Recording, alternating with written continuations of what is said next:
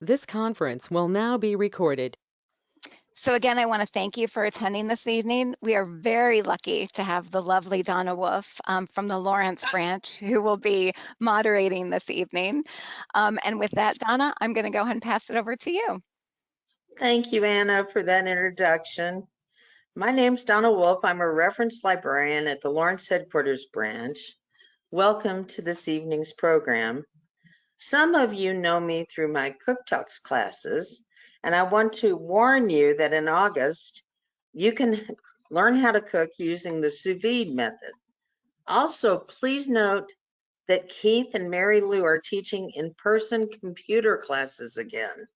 So if you want to brush up on your computer skills, look for the August schedule after July 25th.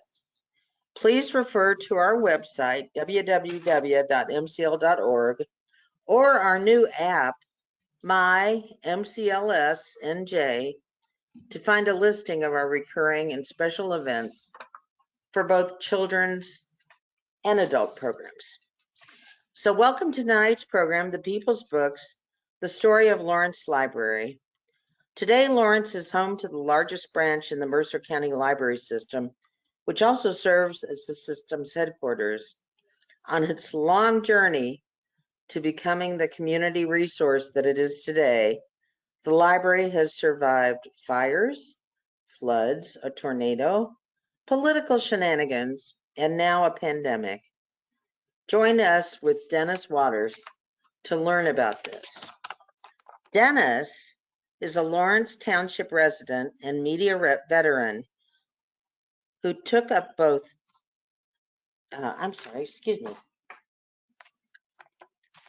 who took up both lichenology. I'm sorry, Dennis. I think that's the study of lichens and local history in his retirement.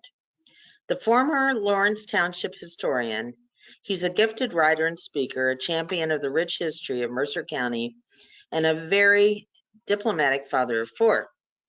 He spent his entire career in media, first in broadcasting and later as publishing entrepreneur, serving scientific and technical markets. Between the two phases, he went back to school and received a PhD in advanced technology. His family moved to Lawrence in 1990, and in 2001, he was a fellow of the Leadership New Jersey program, which got him interested in community service.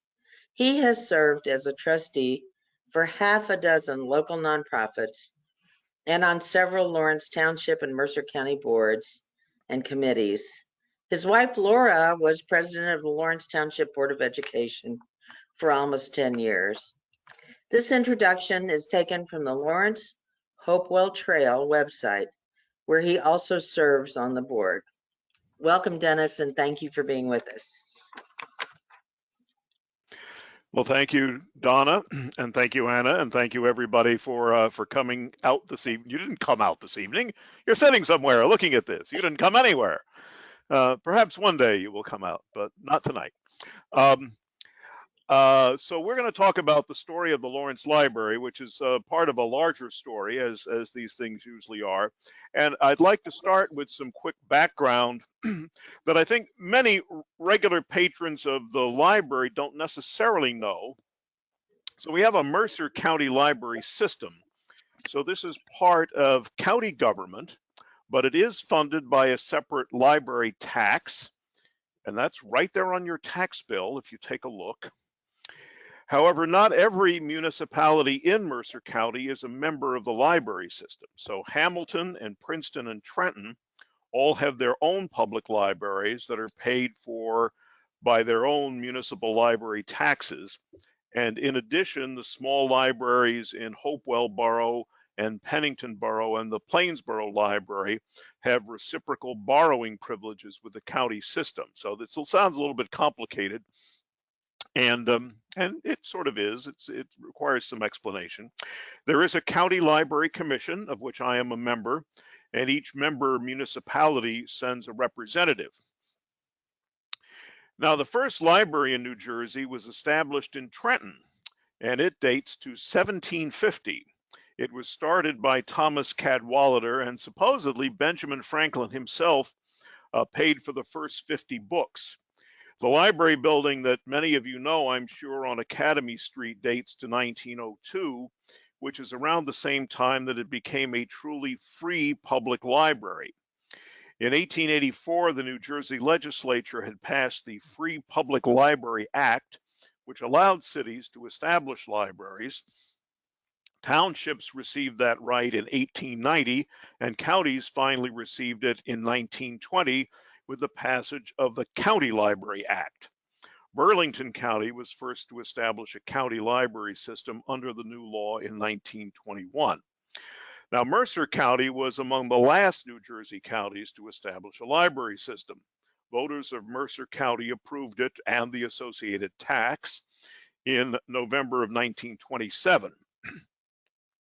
Now, at that time, 75% of the residents of Mercer County lived in Trenton, and they were served by the Trenton Library.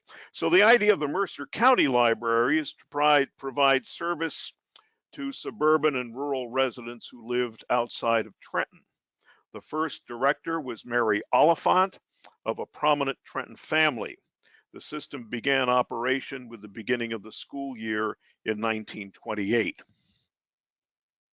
The county library maintained a central facility in the courthouse in Trenton, but it was small, 2,000 square feet, and was rarely used by the public. People who lived in Trenton could use the Trenton Public Library, which was a better library, so why would they go to the county library? People who lived outside Trenton wanted library service near where they lived, so enter the Bookmobile. So this Bookmobile photo is from 1935 when the system was 7 years old, and at this point, the library had three major functions. The first was to provide books for school libraries. Second was to set up what they called supply stations. These were usually set up in private homes and replenished monthly. You can think of them as the forerunners of today's little free library movement.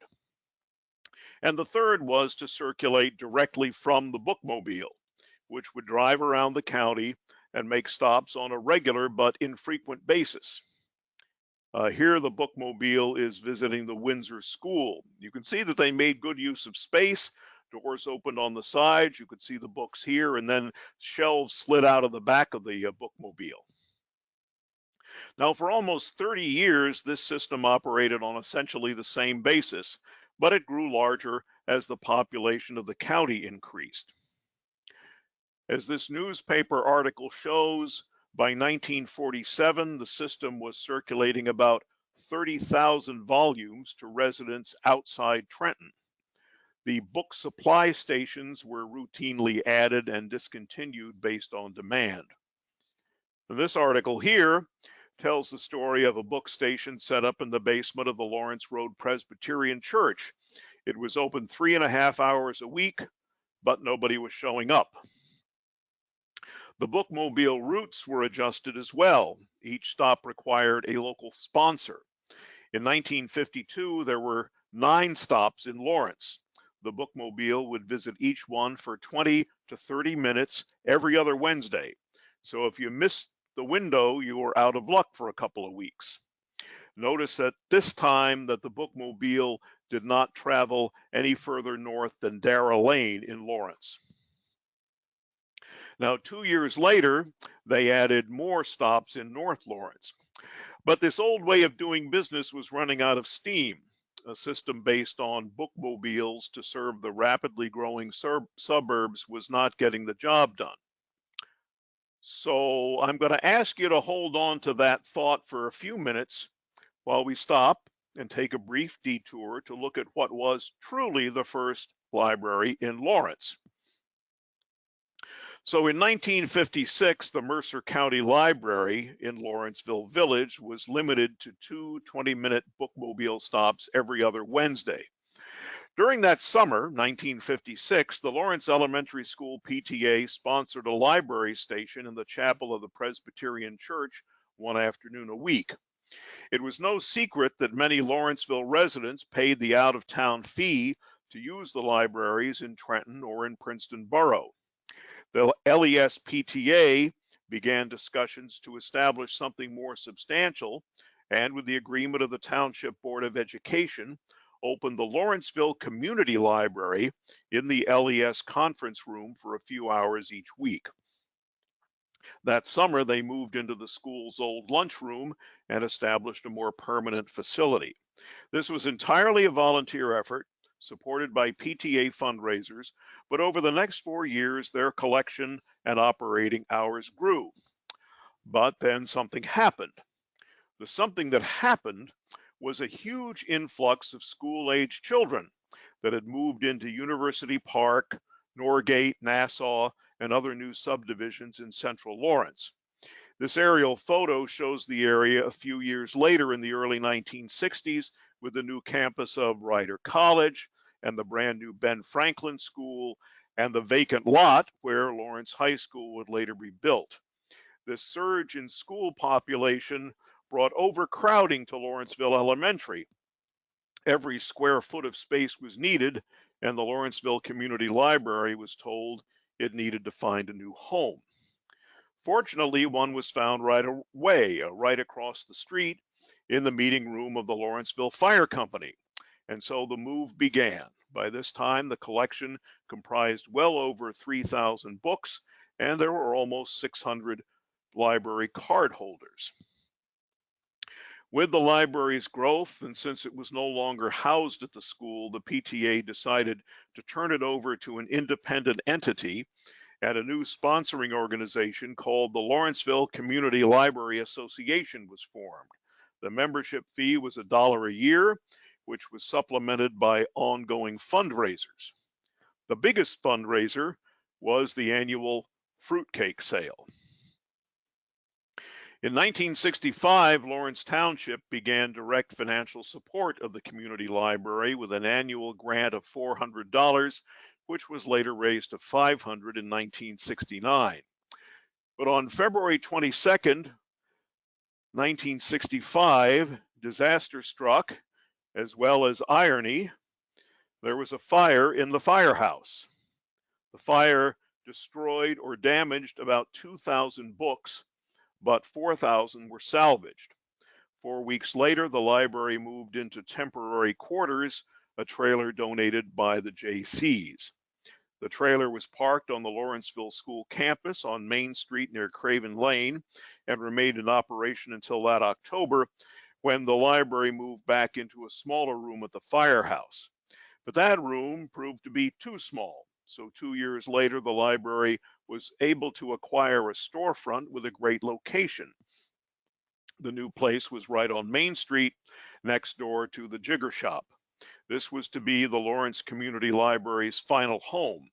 After 13 years of continuous operation by volunteers, in 1969, the library hired its first paid staff member, a part-time librarian.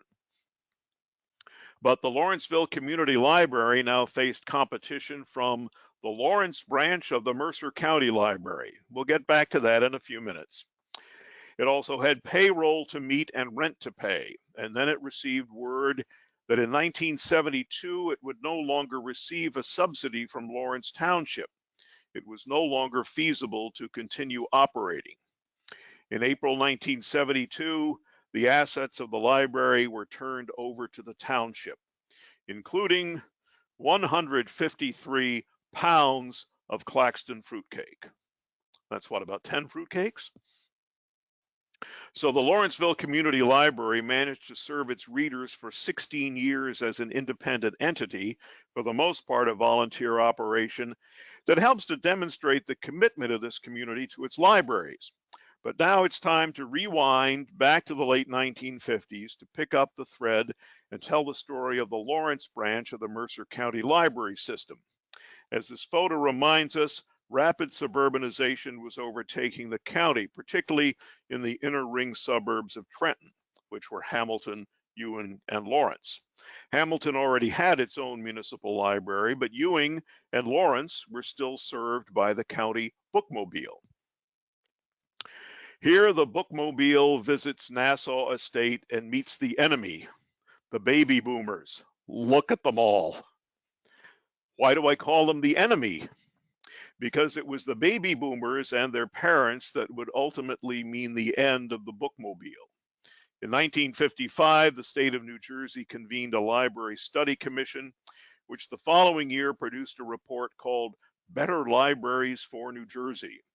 And while it praised the roughly 250 free libraries operating in the state at the time, it also noted that half of New Jersey's citizens had inadequate library service, and that 200,000 had no library service at all. There's little question that the suburban and rural residents of Mercer County were among the inadequately served. Meanwhile, the decline of Trenton was well underway. By the time of the 1960 census, 57% of the residents of Mercer County lived outside Trenton. And in 1956, the founding director of the library, Mary Oliphant Besor, retired after 28 years of service, and her successor, Robert Malone, began to recognize that the mission of the county library system needed to change. In 1958, the freeholders approved the first branch of the county library system in the Ewing Shopping Center adjacent to Ewing High School. The 3,000 square foot branch opened in September of 1958, and it was the first library in New Jersey to be located in a shopping center. The Mercer County system moved its headquarters from the courthouse to the new Ewing branch in order to be closer to the readers it served. Here we see Library Director Robert Malone and freeholder Arthur Sypek at the Ewing branch. Interesting here, I don't know if you can read this, it says reproductions of paintings. You could borrow reproductions of paintings to hang in your home.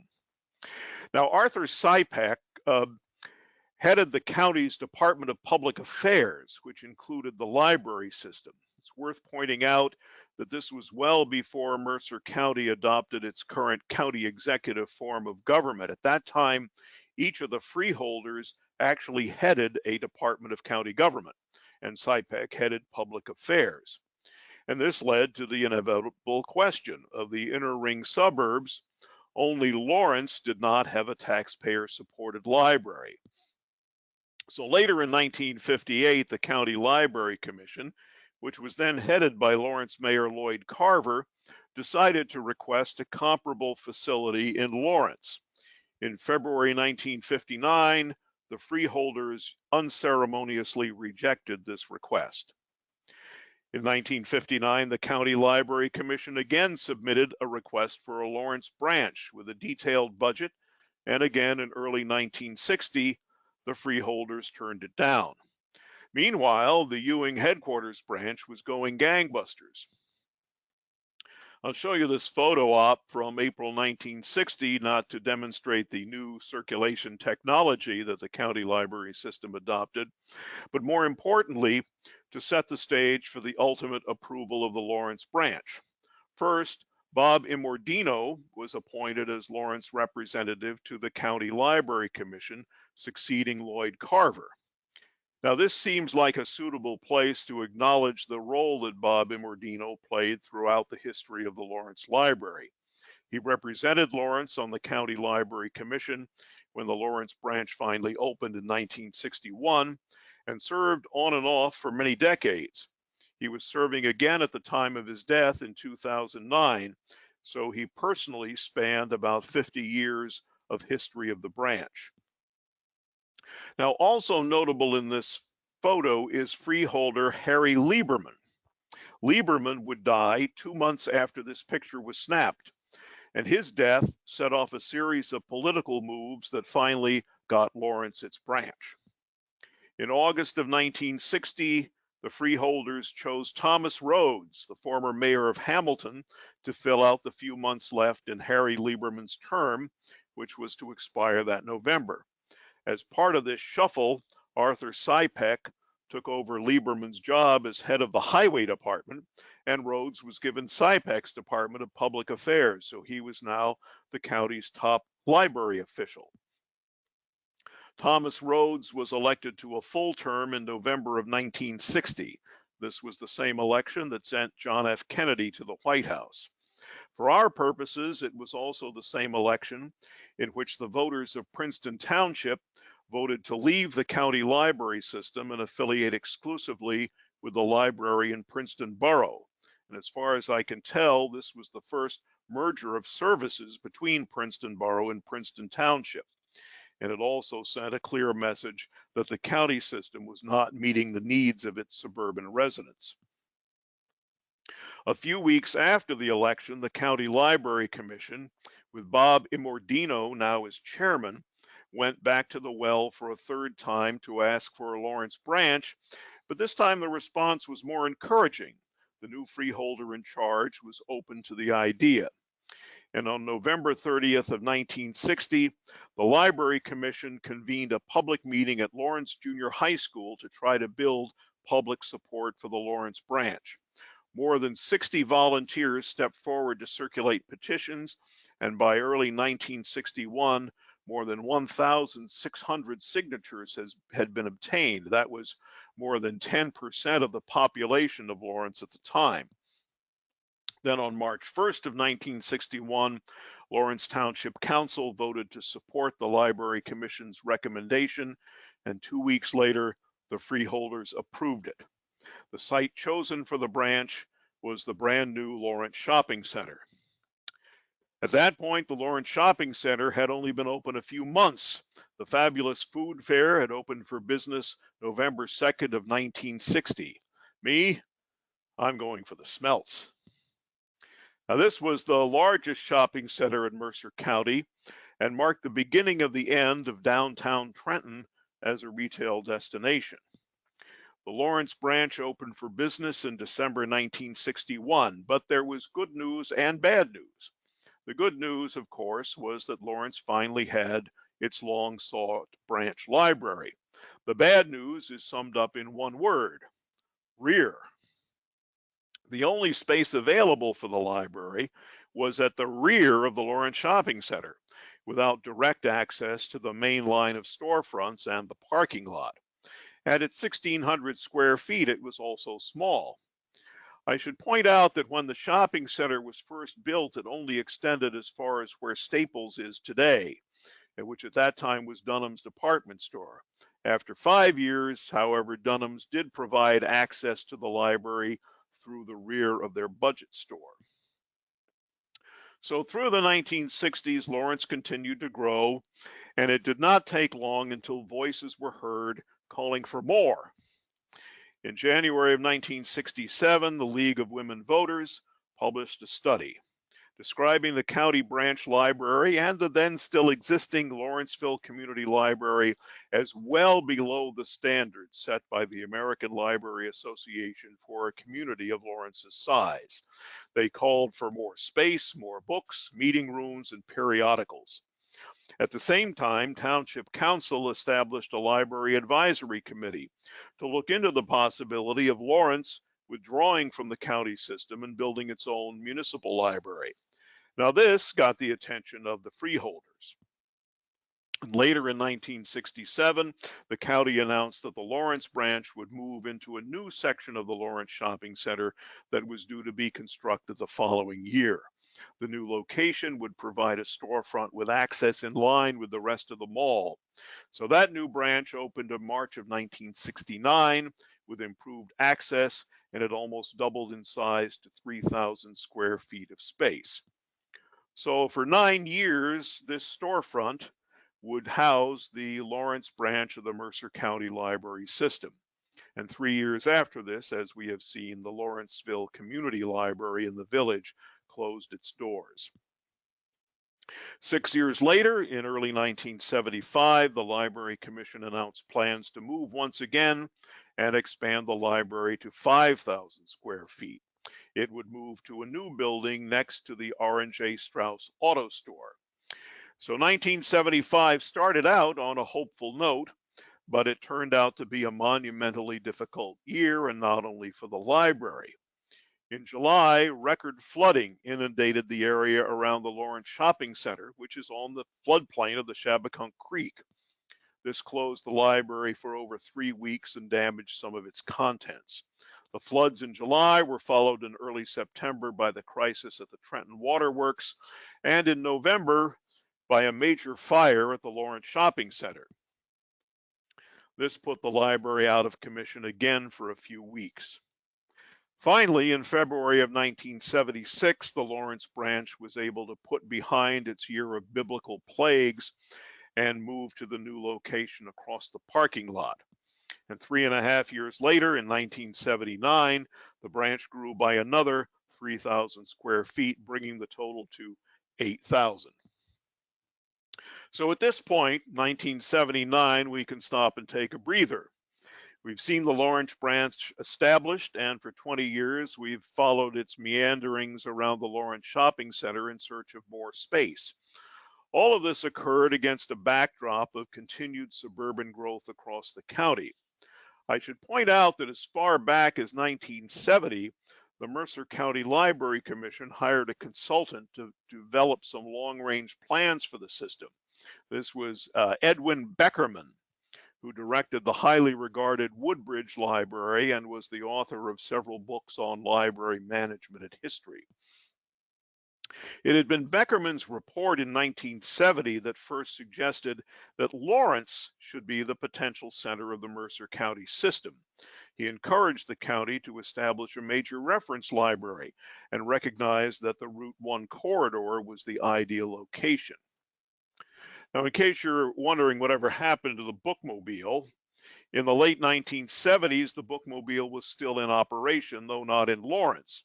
It was being used to serve some of the more remote areas in the county and made its final run about 1979. As the 1970s wore on, local dissatisfaction with the Lawrence branch continued to grow, mostly in the form of complaints that we were not getting the service we deserved given the taxes that we were paying. This phenomenon was not limited to Lawrence. Hopewell Township voted to leave the county system and construct its own municipal library in pursuit of both improved service and lower costs. Lawrence Township Council revived the Library Advisory Committee to determine if Lawrence should follow Hopewell in exiting the system. In 1978, the Library Advisory Committee retained the services of our old friend Edwin Beckerman to take the community's temperature and provide some guidance.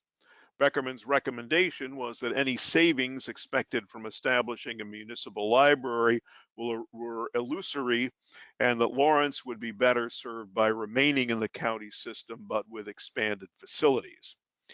In early 1979, his report was passed along to Township Council with the endorsement of the Library Advisory Committee. But point 4 down here is intriguing. It reads, what implications are there in light of the surprise upcoming announcement that Mercer County might be erecting a library building in Lawrence? What did the county have in mind? This became clear later in the summer. The township's saber rattling about leaving the county system again got the freeholders' attention. The County Library Commission revealed a long-range plan to locate its future headquarters and central reference library in Lawrence. And early in 1980, details of the plan were filled in. The county system would construct 6 new library buildings, one in each of all the townships it served. Note by this time that Hopewell had thought better of its decision to secede and had rejoined the county system. It was only gone for about a year. Running your own library while at the same time saving money is not as easy as it sounds. 1 year later, the Mercer County Improvement Authority approved a bond issue of up to $10 million to build 7 library buildings, including 2 at East Windsor. Now, up until this time, for the past 20 years, the county library system had operated exclusively in rented space, and as we saw in Lawrence, it grew slowly and incrementally. Now, suddenly, 7 buildings are all going up at once. It's like the big bang of libraries. So what exactly was going on? I think 3 factors were at work. First, in 1978, Mercer County had adopted the county executive form of government, which made the county executive a very powerful political office. Politically, it became much easier to get big projects done at the county level. Second, the county was expecting a new burst of population growth and needed facilities to match. Finally, With 6-member municipalities, it was politically impossible to give something to one without giving something to everyone. Like a family with 6 children, everybody had to get a goodie. 1 year after that, the specifics of the plan for the Lawrence headquarters branch were announced. I should point out that, as with the first branch 2 decades earlier, Bob Immordino was the Lawrence representative on the County Library Commission. The county would spend $2.85 million to acquire an abandoned trucking terminal at Route 1 and Darrell Lane. As part of the transaction, one end of the property would be deeded over to Lawrence Township. The township end of the property is where the senior center is now located. So now we're going to take a quick journey back in time to check out this building and where it came from. In 1952, the Riss Trucking Company of Kansas City broke ground on a new East Coast terminal. Riss was a big outfit in 1952 with about $30 million in revenue, 34 terminals in the eastern U.S., and over 2,000 long-haul trucks in its fleet. It was said that if you stood along the Pennsylvania Turnpike, you would see a Riss truck go by every 13 minutes. And of course, to reach central New Jersey from the Pennsylvania Turnpike, you would shoot straight up Route 1 using the brand new Trenton Freeway. So the Lawrence site was an ideal location. When the terminal opened for business in 1953, it was said to be the 3rd largest facility of its kind in the country. For anyone who's witnessed the vast ocean of warehouses across central New Jersey today, it's hard to believe that this building was at one time one of the largest of its kind, but there you go. This aerial photo 10 years later in 1963 shows the terminal active. As you can see, this was before the Trenton Freeway extension, but the hideous jug handle at Darrell Lane was already there. Over the years, however, trucks got bigger, Interstate 295 provided better access than Route 1, and the Riss terminal became obsolete. By the time the county bought it, it had fallen into serious disrepair, and the grounds had become an aspiring flea market. The Riss family, meanwhile, was having estate tax issues and needed to sell it to raise cash. This is the front of the building facing Route 1. It was so ugly, everyone's initial instinct was to demolish it and build something brand new. But it was so well constructed with poured concrete and heavy timbers that it made more sense to do a makeover. This is the end facing what is now the senior center. You can see the top of the drive-in movie screen right here.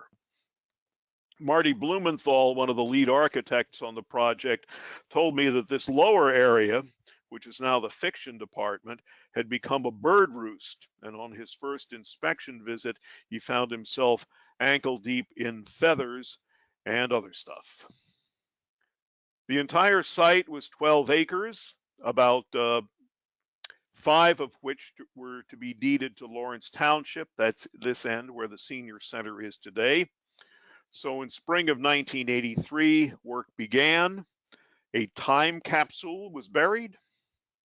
And by early 1984, the process of moving books from the old branch to the new branch had begun. And then the big day arrived. Ribbons were cut.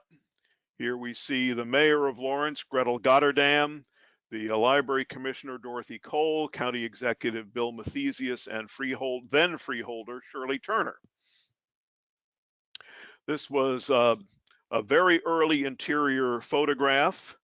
You can see the folding chairs. This was before the permanent furniture arrived from Crate and Barrel, I guess.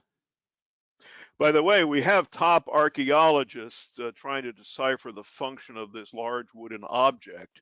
Given its prominent position, it must have been very important, perhaps some sort of altar or shrine. Of course, nothing is free. Debt service on bonds for the new construction almost doubled the tax levy for the library system. One final note about the bond issue, now that we've gotten around to paying for it.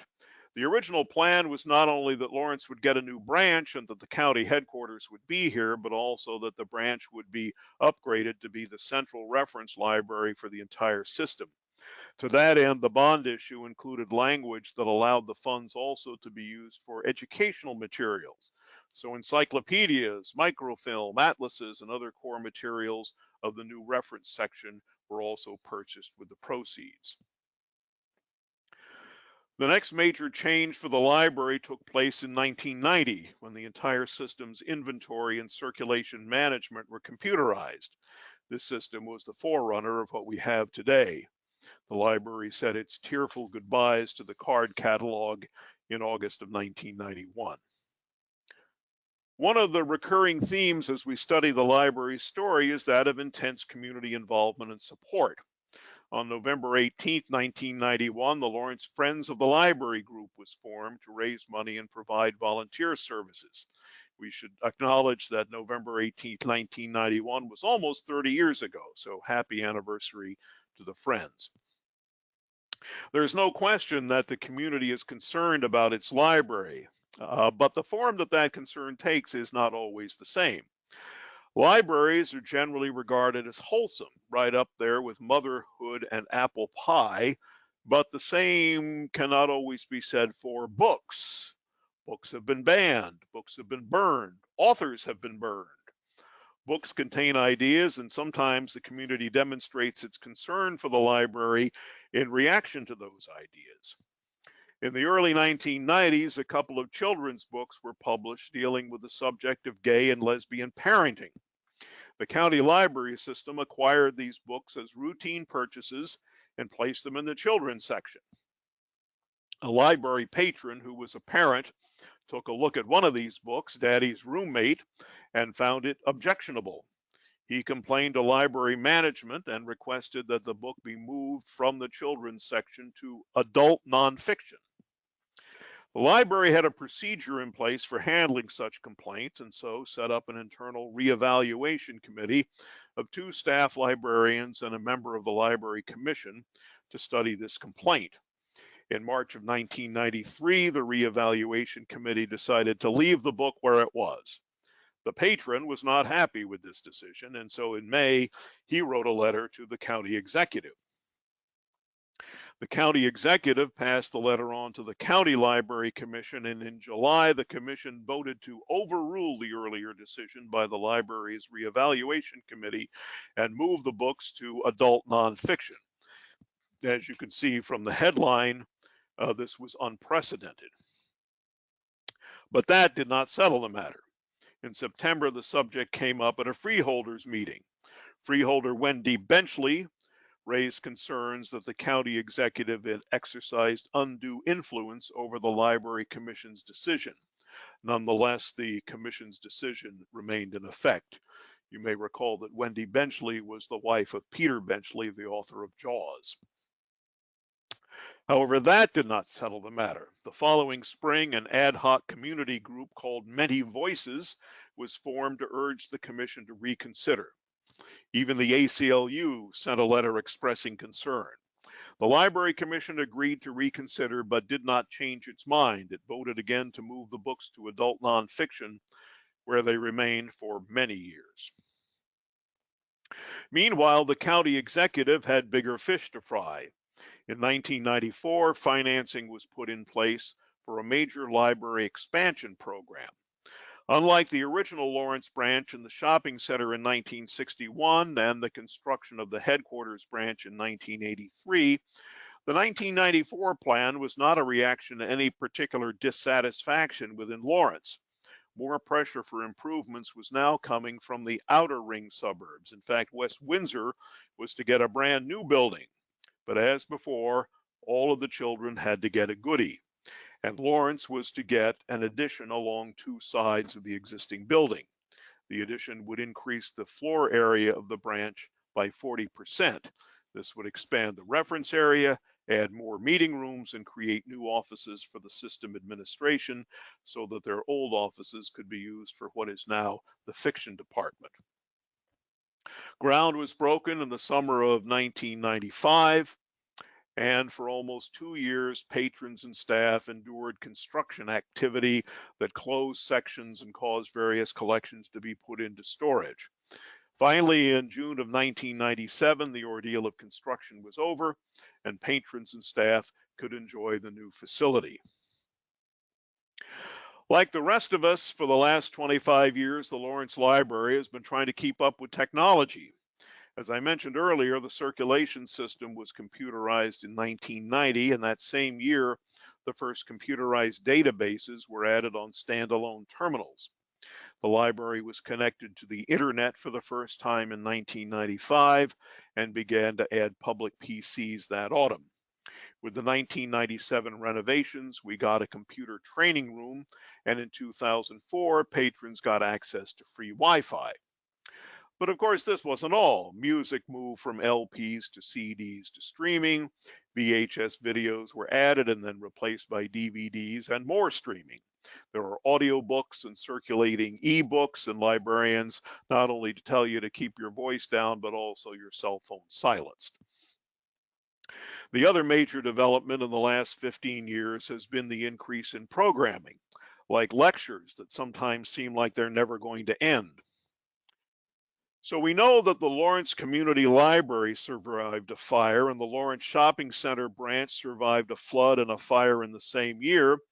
The branch on Dara Lane has also faced its share, including the tornado of September 23rd, 2003. These are power lines down on Dara Lane, so the library was without electricity, and we had one big window to replace. And over the last year, of course, libraries across the country have faced the COVID-19 pandemic, trying to find a way to serve their patrons within the guidelines imposed by public health authorities. In Mercer County, the library system followed the lead of many retailers and restaurants and began offering online ordering with curbside pickup, which has proved to be very popular. Slowly, operations are getting back to normal with hours gradually expanding. And a lot of programming, of course, has been maintained by being virtual, as this one is. So 60 years is a long time, and the citizens of Lawrence who fought for their branch more than half a century ago just wanted more access to more books. They got a 1,600 square foot branch. Today we have 58,000 square feet. So if I'm doing the math right, you could fit 36 of the original branch into the current building. But regardless of how much has changed in our community and in our library, the strong bond between these two persists. So with that, I would like to say thank you to all who helped me do the research and put this talk together. And I'm very happy to take some questions.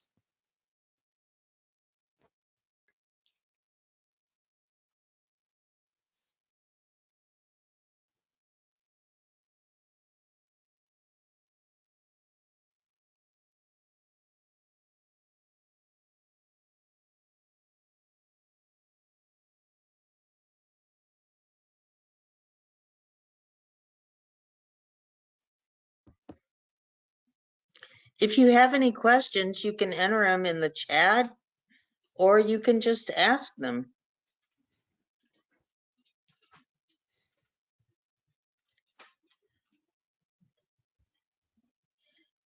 Jennifer McNay says, you mentioned that Hopewell split off for a year and then came back.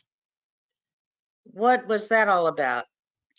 Well, Hopewell thought that they would could provide better service at a lower cost by having their own municipal library, and they learned that it was more difficult than they expected. It was going to be more expensive, and they probably were not going to be able to provide as good service. So they came back into the system. As I said before, the three systems that are municipally owned currently, and outside of the Mercer County system are Hamilton, Trenton, and Princeton. And Princeton, of course, has a fabulous library. Hamilton, I won't say anything about Hamilton, and Trenton, and Trenton has its own issues. They had a lot of branches at one time, but now they've consolidated down just to the main branch. Right. Donald Pillsbury says, thank you. Kathleen Nash says, wonderful presentation. Thank you. And Ernie Zebro says, how strong is the interlibrary loan system nowadays with the other systems across the country? The interlibrary loan is back in operation. It was out of commission for a while during the early months of COVID, but I personally have used the interlibrary loan a great deal in researching various things over the years, and it's always been terrific. So they can get you almost anything. If it's out there, they can get it for you, and I would encourage you to use that service. If there are books that you're looking for, they can get them from university libraries throughout the Northeast. They can get you copies of scholarly articles from academic journals, all that kind of stuff. Jennifer McNay asks, there's still a library in Hopewell and one in Pennington. How do they relate to the Mercer County system? I don't know the specific history of those two. Those are libraries that are operated at the borough level. So that's Pennington Borough has its library, and Hopewell Borough has its red library. And they do have reciprocal borrowing privileges with the Mercer County system. So if you have a Mercer County library card, you can go into those libraries and you can borrow books, and people who are patrons of those libraries can also borrow through the Mercer County system. So those are kind of special cases, but they are small libraries in small municipalities. Thank you. Paul S. says, is Dr. Waters' newest book available at the Mercer County Library System? I have no idea. I don't thank either. you for asking. Yeah, call reference tomorrow. We'll let you know. Jackie Spritzer says, fantastic program, fascinating history. Thank you. Sherry Bobish, what kind of paintings were in the collection of reproductions that could be borrowed all those years ago? I don't know. You could sort of see the corners of some of the paintings. They look like old masters and impressionists and that kind of thing. It's probably that sort of thing. If you wanted to have something interesting in your living room for a few months, you could borrow a painting. Nice. They had that in Louisville too when I lived in Louisville. Oh, okay. Annette Lovelace to everyone. What happened to the strange, quote, relic prominent in the new library, aka card catalog? What happened to it? I don't know what happened to it. I don't either. Sarah to everyone. I know you're a Lawrenceville historian, but can you comment on West Windsor's roofing problems?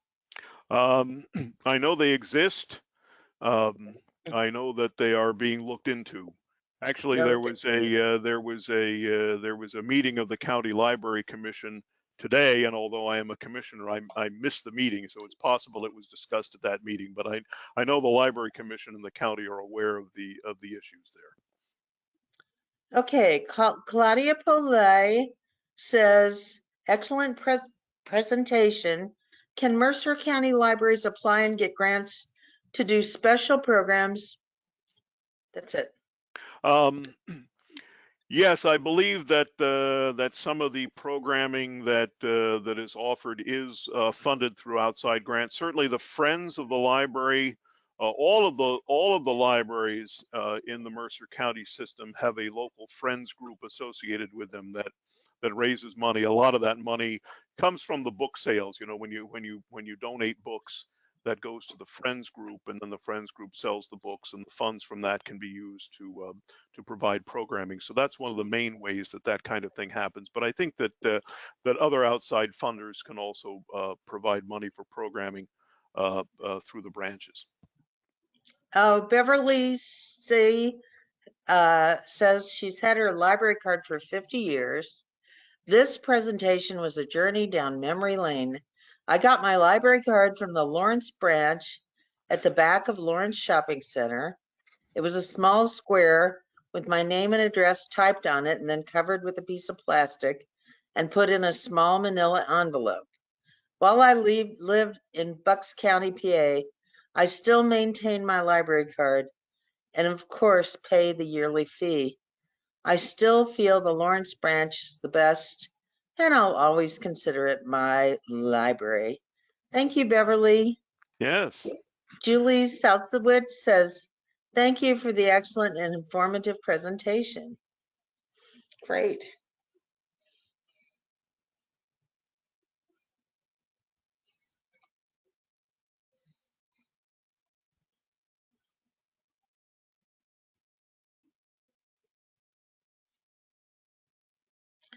Anybody else? Any other questions?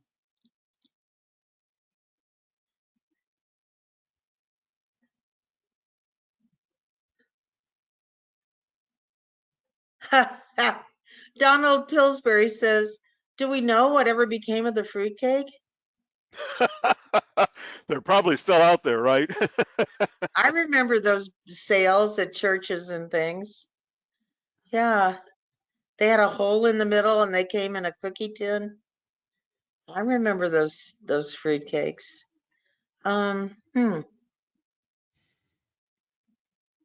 They're probably out there with the card catalog somewhere.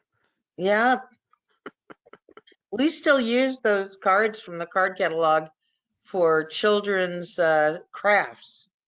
Oh, okay. So we still use them. Leslie says, thank you, Dennis, as always. I don't know what Leslie's last name is, but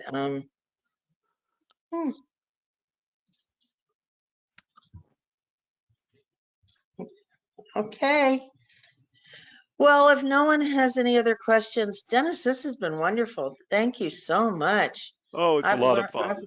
I've learned a lot, and you're welcome to come back anytime. Anna says, thank you, Dennis. Such a great presentation of the library's evolution.